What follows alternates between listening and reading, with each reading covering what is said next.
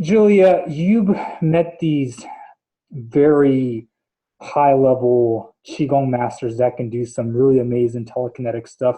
Could you describe what you've seen in China and what your experiences were with these very high level Qigong masters? Yeah, sure. I'd be delighted to, because by doing that, I think people understand more about what your own Qi and life force can do and the different qualities of Qi that you have within you, because it's not all the same.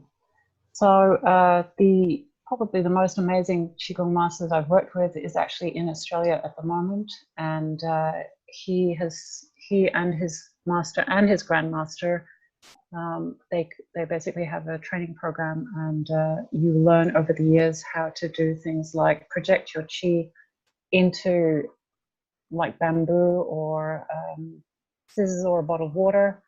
And with the bamboo, it's a bit more clear to see what's happening, because the bamboo, he can basically bend it and make it hard and make it not snap. And it's a very long piece of bamboo, so you can actually see the sort of wave going through it when he projects his Qi through that.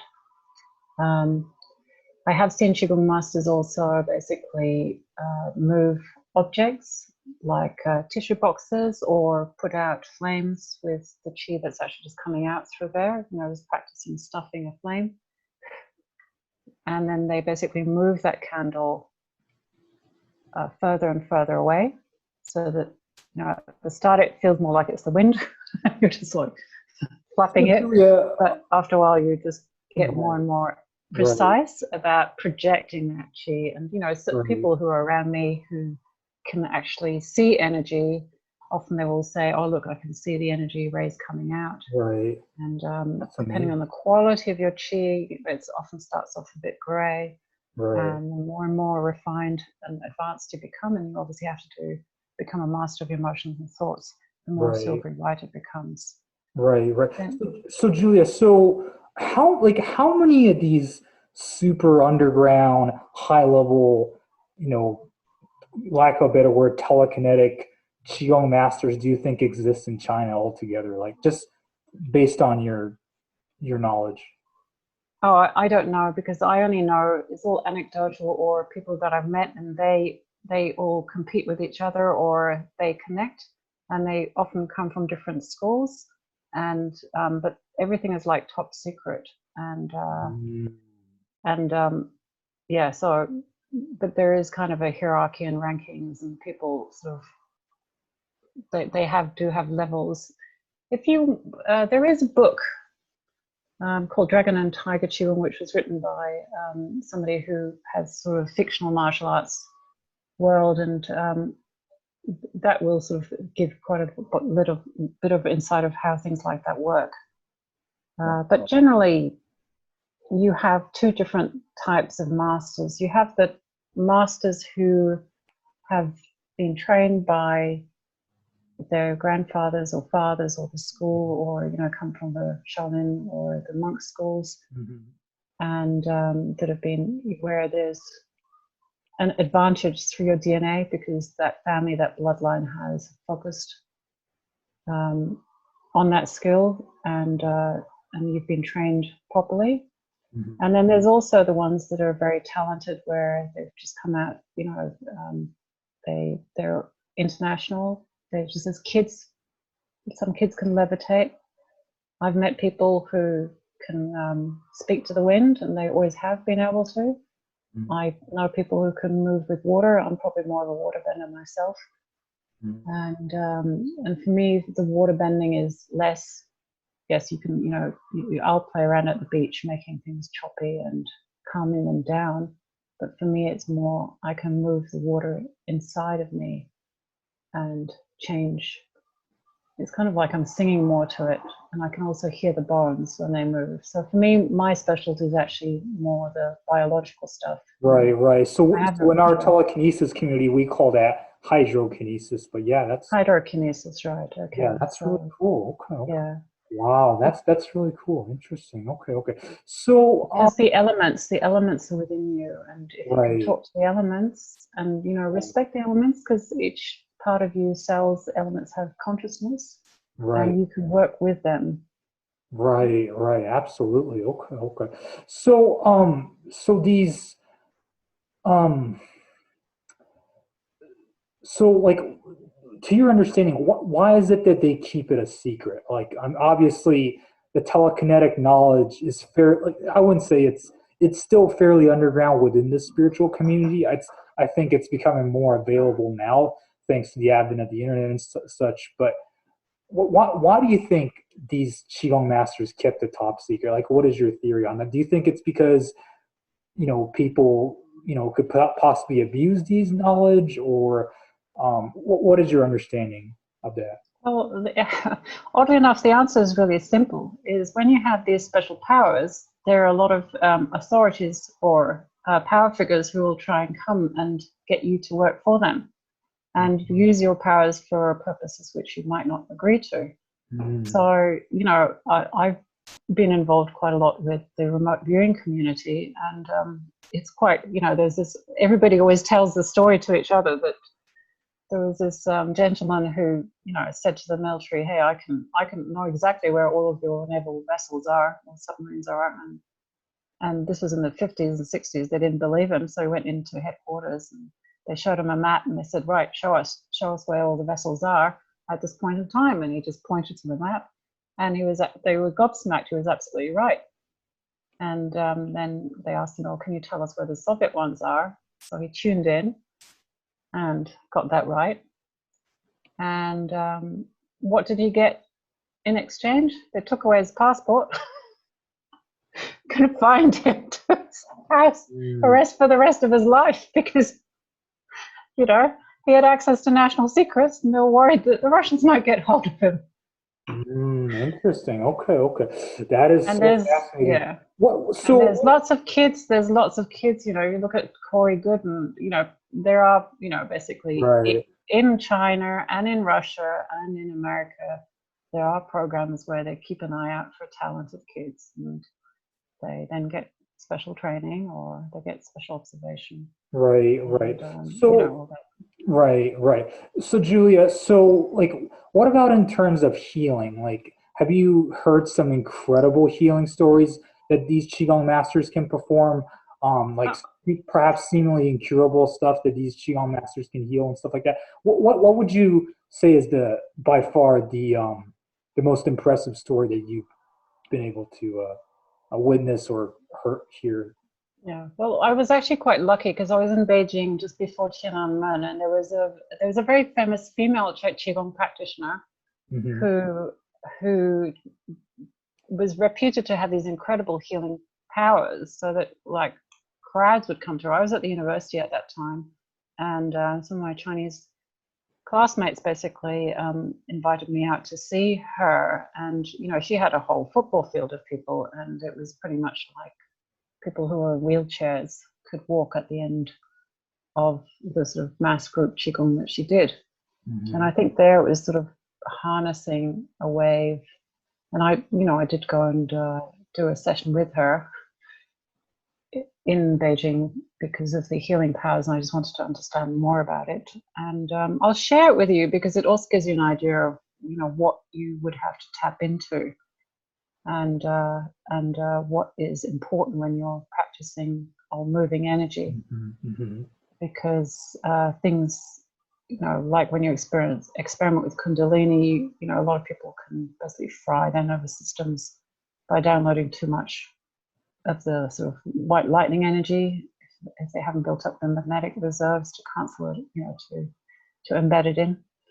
So a bit of a cautionary tale. So anyway, I went to the session that she had in her courtyard, and there's a whole group of us, and my Chinese was not very good at that time, so I probably only understood 10% of it. But she basically wanted to anchor everyone back in.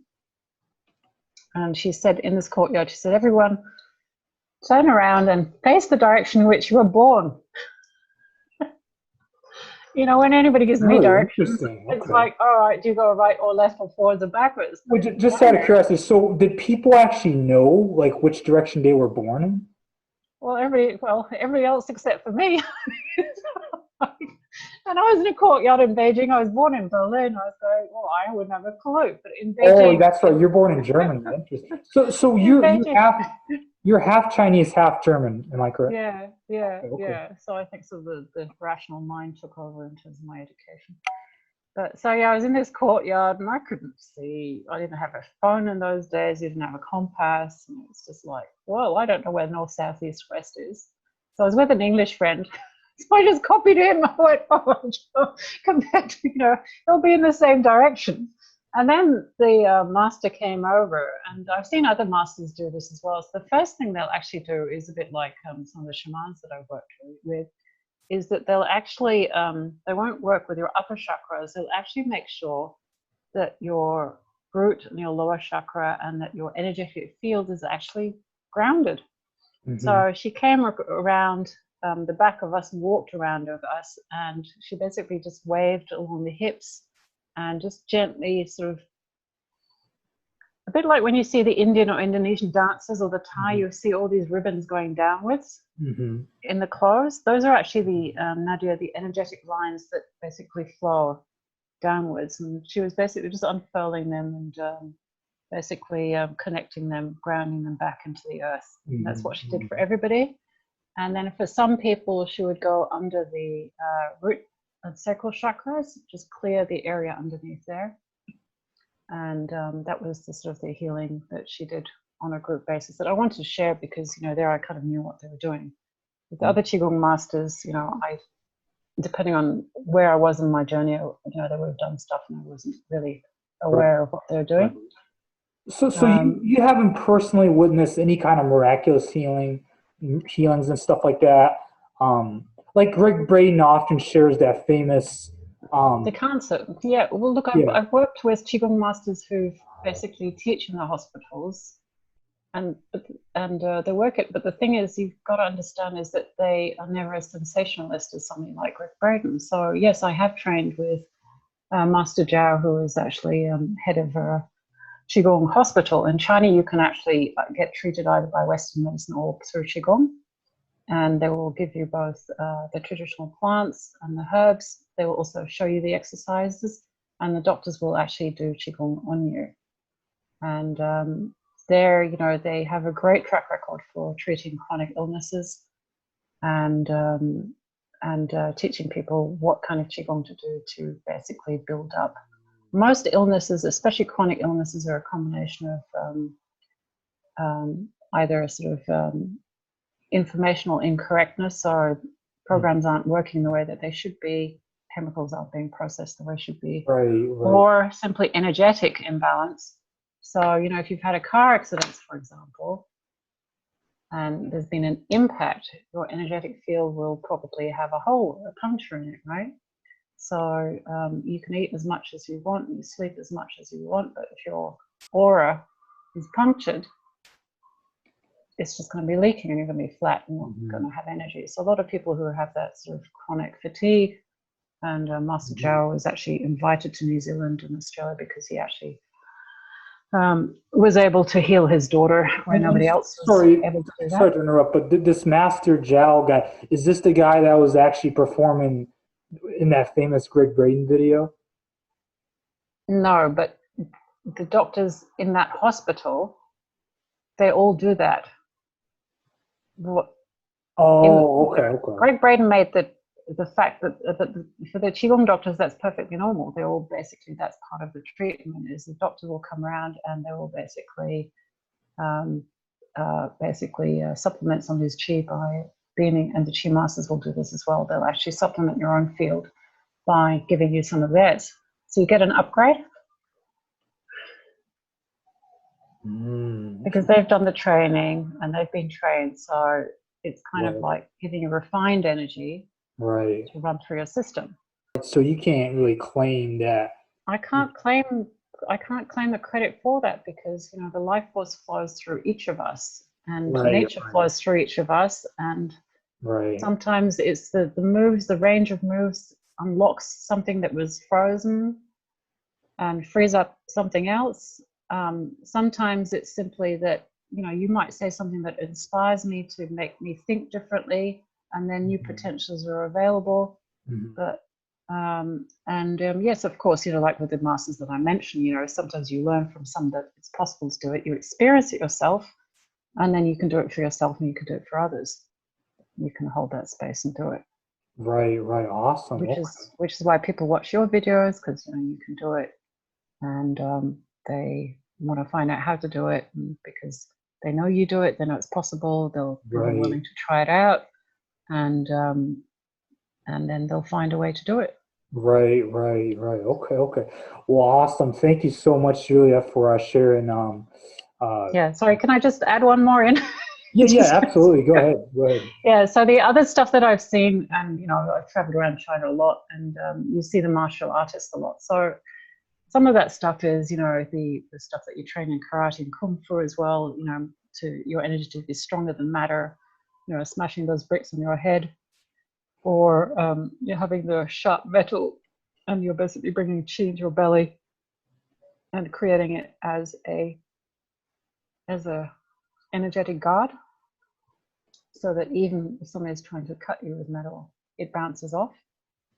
So I've definitely seen a lot of that, and that's always convinced me. It's not quite mind over matter, but it's energy over matter. That's what's generally called hard qigong, right?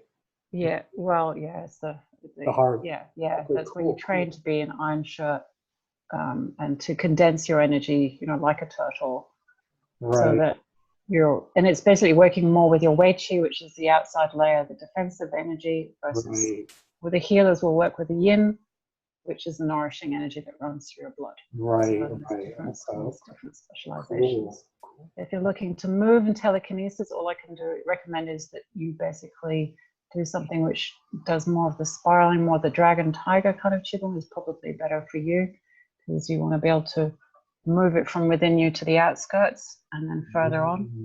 And then what is that called again? The tiger qigong? Dragon tiger. Anything with dragon or tiger moves in it is for telekinetics. Spiraling. Right. So for the telekinetics, this dragon tiger qigong is what you recommend. Like if telekinetic people want to get into qigong to perhaps improve their auric field or whatever you want to call it, like this dragon tiger qigong is what you personally recommend. Yeah. And the dragon is basically the energy that runs up your spine, and from the extremities, like from the ground up through your bones.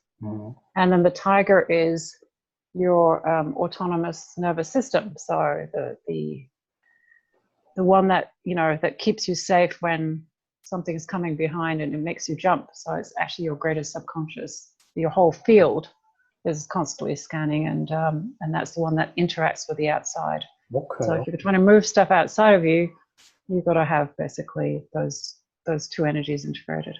Awesome. Okay, cool. Okay. And then a bit of yin as in magnetic attraction energy as well, just understanding the concept of yin. Okay, cool. Okay.